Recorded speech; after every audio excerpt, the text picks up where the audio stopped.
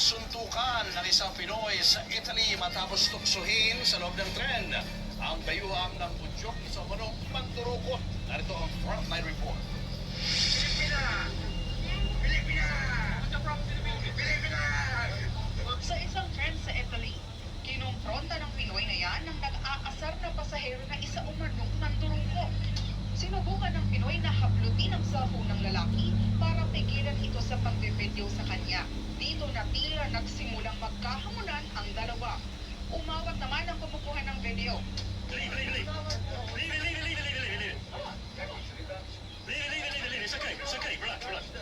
Pero ilang saglit lang, sinuntok na ng umanay mandurukot ang Pinoy. Agad rumesbak ang dalawa pang dayuhan. Sinapak din nila ang kasamahan ng hinihinalang mandurukot. Si Kuyang Pinoy naman, nagpaulan din ng suntok sa kaalitan niya. Hanggang sa na-corner niya sa upuan ng mandurukot at binugbog na ito.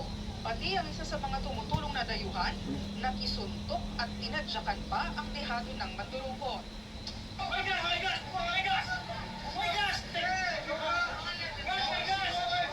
Ang kumukuha ng video, sumali na rin at gumamit ng pepper spray sa binubugbog ng Pinoy. Pati na sa kasabwat ng mandurukot hanggang sa tuluyan na itong lumayo. Tumigil lang ang Pinoy sa panununtok nang awatin na siya ng mga rumesbak na dayuhan.